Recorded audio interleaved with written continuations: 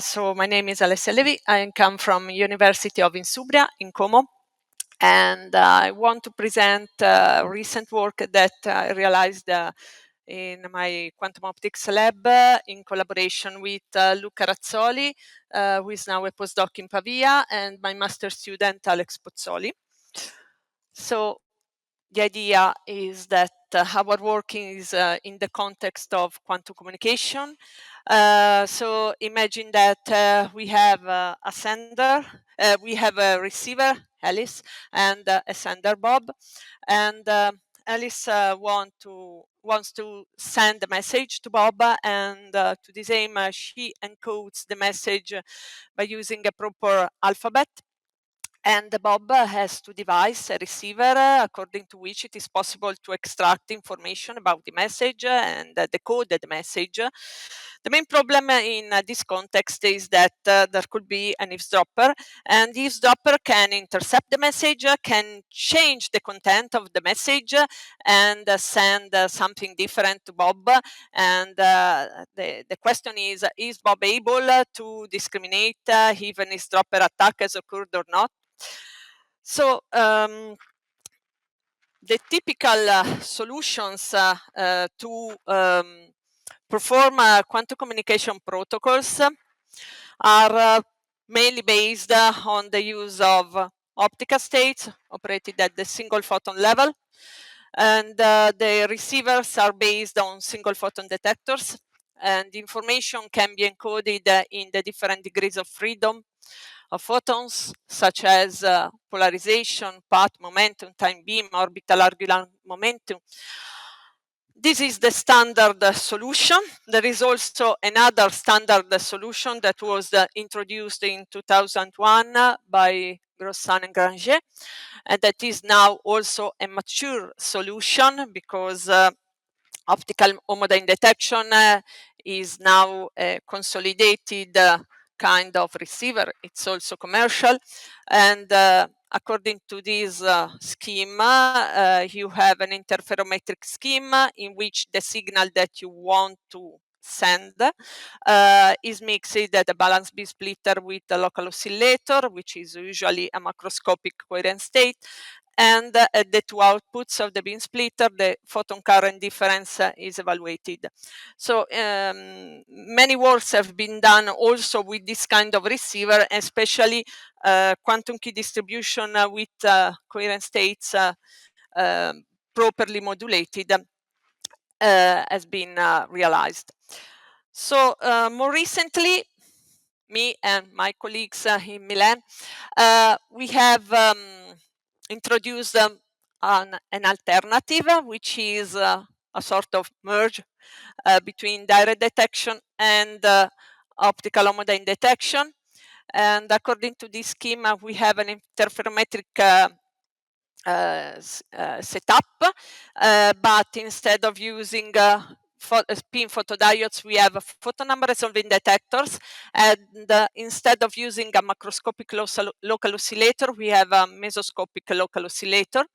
And with this scheme, we have realized different setups, and we have dealt with different problems such as binary state discrimination, and we also investigated mutual information and key generation rate in order to realize quantum key distribution. So of course, as I said before, in many cases, the resource that is used to perform this kind of communication is based on the use of coherent states, because they are non-orthogonal states, because they are robust against losses. But of course, it is also important, since we are in a quantum context, to say that quantum resources can offer an advantage, and in particular, they can increase the security level of the communication protocol. So in order to merge all these properties, here I want to present a recent work that we realized in Como. which is based on quantum resources. And quantum resources are mesoscopic twin beam states that are entangled in the number of photons, so they represent our quantum resource to obtain a good level of security in the communication channel. And these mesoscopic twin beam states are obtained by parametric down conversion, and they are characterized by multimode multimode thermal photon number distribution in the signal and the idler arm. In particular, the results that I'm showing today were realized by using a laser source that was produced here in Vilnius, that is a Pharos laser. So it is a femtosecond laser source, and in particular we exploited the third harmonics of this laser at 343 nanometer. The pulse duration is quite short. In the third harmonic is less than 180 femtosecond. That is the pulse duration of the fundamental beam. And we operated at 3 kilohertz, but in principle you can also operate at higher frequencies. So the main problem when you pretend to realize bright twin beam states with this kind of laser source is given by GV mismatch. So you have a group velocity mismatch between the pump pulse and the light generated by parametric down conversion. And to overcome this problem, we devised a strategy that is based on linear optical elements. So we have a cascade of prisms and the magnifying telescope, because according to this strategy that actually was introduced late in the 90s by some my previous collaborators in Como and some researchers here in Vilnius. If you use this strategy, you can tilt the pump pulse front, and in a nonlinear crystal, the combination of these pump pulse from tilting and the spatial walk-off can decrease the group velocity of the pump in such a way that the pump can match the velocity of the generated light. And so in this way, it is possible to produce very bright twin beam states. Actually, this is not the regime in which we did our measurements, because as I said before, we are working in the mesoscopic intensity regimes. So we have some numbers of photons in each pulse, but not so many. Okay, and regarding the receiver, our receiver is based on photon number resolving detectors. In particular, we use the silicon photomultipliers that are commercial photon number resolving detectors operated at room temperature. They are cheap, small. They can be operated at low voltage, and they have a quantum efficiency that can be increased. In the new models, it is quite high. But the main property is that they are characterized by an outstanding photon number resolving capability. And so by exploiting these two properties, so quantum resource and photon number resolving capability, we realize communication protocol that can be sketched in 3 steps. So first of all, the preparation stage. So suppose that Alice wants to encode information in a binary alphabet. So she wants to encode the logic bits 0 and 1 into 2 single mode thermal states with different mean values. At the same time, Alice produces a multimode twin beam state, as I explained before.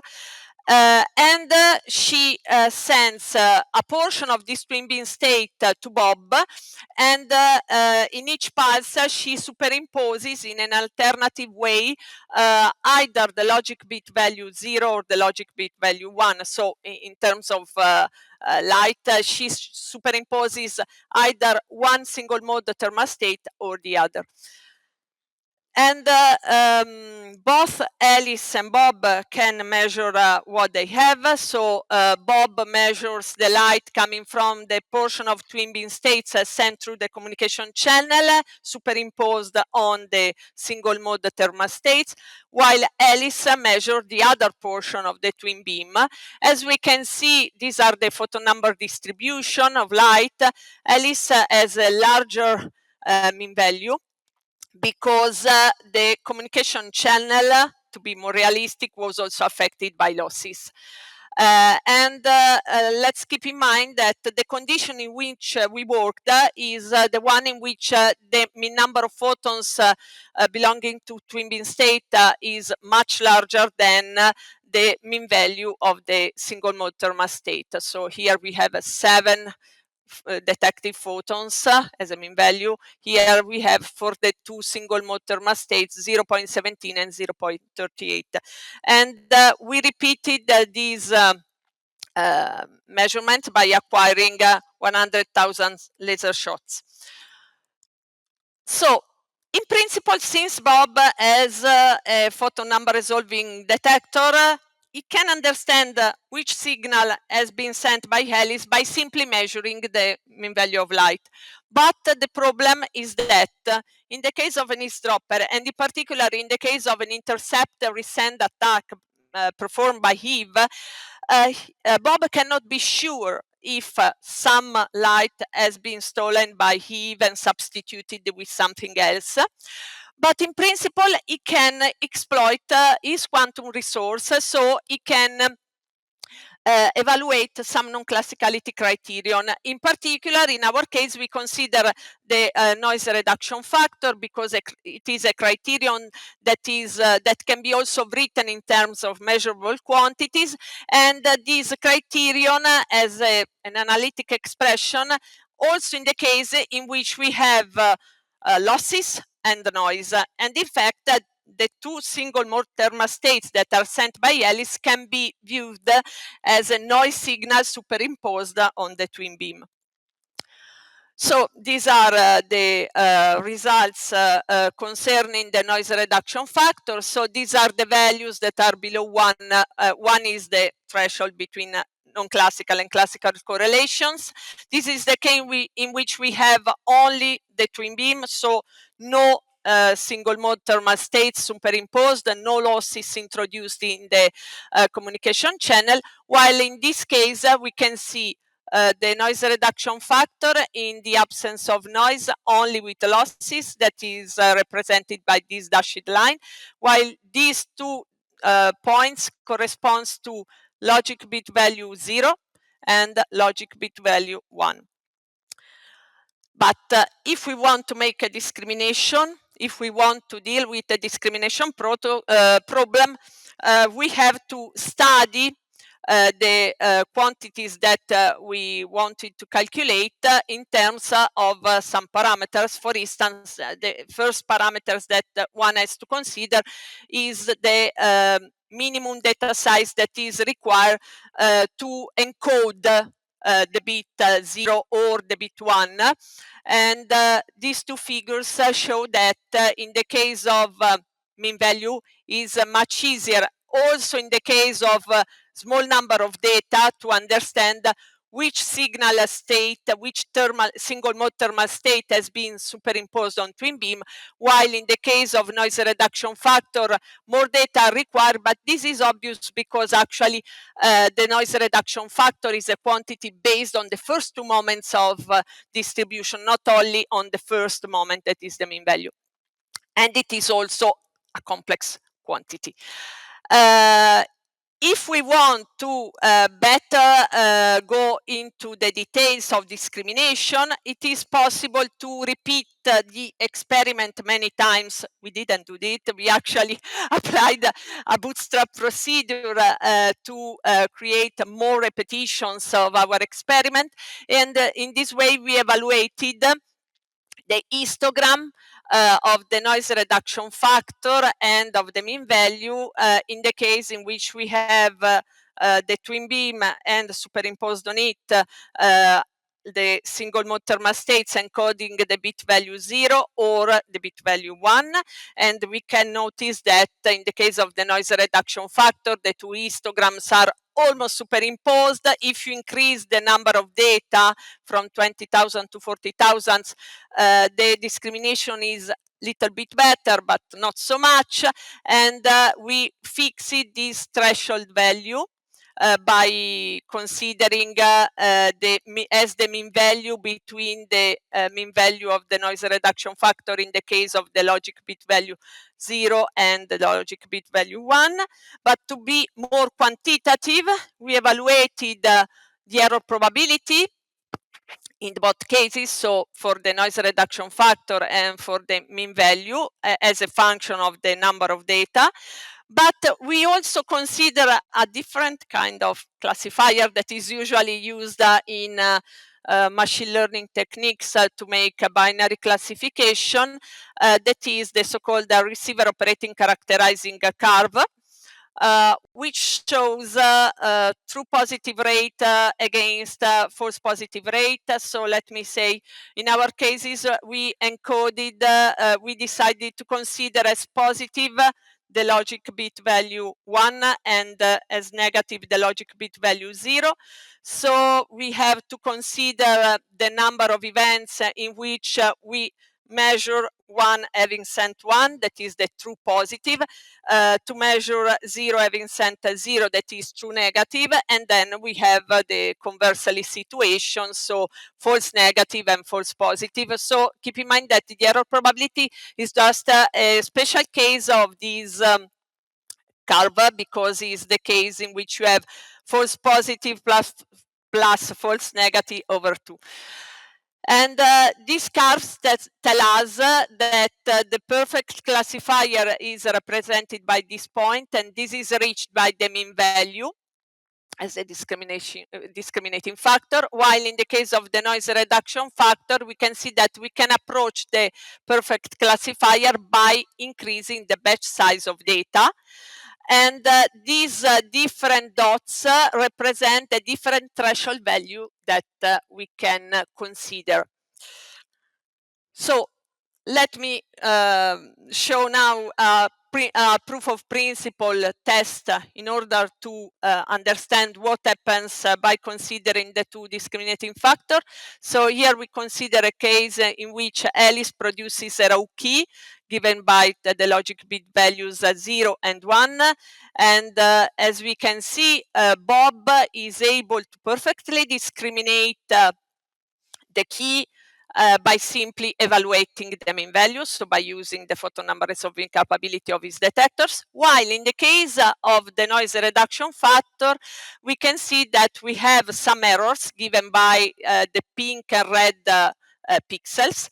And of course, this number of errors decreases as by increasing the number of data encoding the bits. And this tells us that, of course, the noise reduction factor is for sure less useful than the mean value to discriminate the states. But the problem is that in the case of an eavesdropper attack, and here we consider the case of an intercept and resend attack, this is no more true. And in particular, we consider the case in which Alice Eve intercepts a portion of the batch size of data used to encode either the logic bit value 0 or 1, and she resends another light with a Poissonian distribution with the same mean value. So in principle, Bob could understand if an eavesdropper attack has occurred or not by simply looking at the value of the noise reduction factor that are larger than 1. But in principle, this requires that Eve has to steal a lot of data. On the contrary, if we consider just the case in which Bob discriminates if an eavesdropper attack has occurred or not by simply looking at the value of the noise reduction factor, and if this value is within some uncertainty interval, he can understand the interception by simply by even in the case in which Eve subtract a small portion of data like the 99% or 14%. So this tells us that by looking at the value of the noise reduction factor, it is possible to be aware of an intercept and resend attack. So to conclude, we have presented a hybrid state discrimination strategy operating in the mesoscopic intensity domain, which is essentially based on two properties. The first property is given by the photon number resolving capability of the detectors, according to which we are able to determine the mean number of photons and perform a state discrimination by simply looking at the mean number of photons. But the method is also based on the use of twin beam state, according to which it is possible to discriminate if the communication is secure or not, because we can evaluate the noise reduction factor. We consider as figures of merit to quantify the discrimination capability, the error probability, and the ROC curve, and we did a preliminary test on the security of our method by considering the case of an interceptor resend attack. So in the future, the method can be also include more complex alphabets. For instance, different kinds of statistical distribution can be used to encode information. You can also consider different statistical distribution with respect to the single mode thermostates that we considered here. And you can also think to use other non-classicality criteria, such as those based on higher order moments with respect to the noise reduction factor, to understand what happens to the discrimination. So the method can be applied, for instance, for underwater quantum communication, where the region in which the communication can be performed is in the blue-green region, which is also the region in which we have the maximum sensitivity of our detectors. So thank you for attention.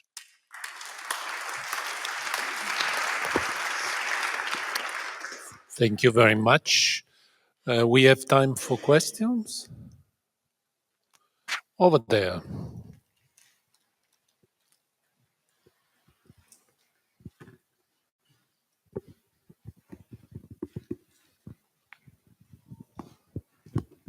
Just for a basic question, you said the mesoscopic intensity. How much is it?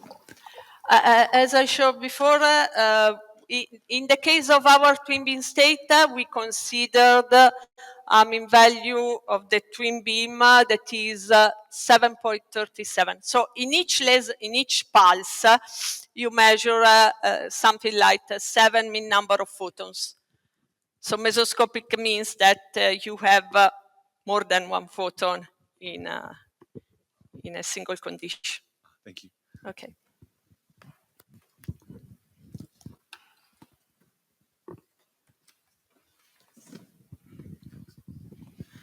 So you mentioned at the end that this method can be used in underwater communication. Yeah. Yeah.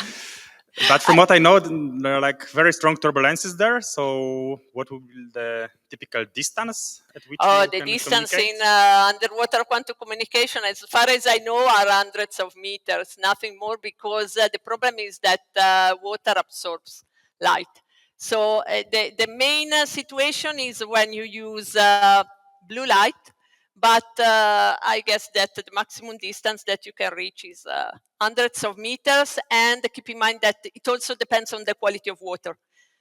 because if if water is full of bacteria or some some other dust in general, you cannot pretend to propagate so much. So it's like the attenuation, not the turbulences, that is the limiting factor. Yes. Okay. You may have many effects. That the most important one is absorption, but of course you can have a diffusion.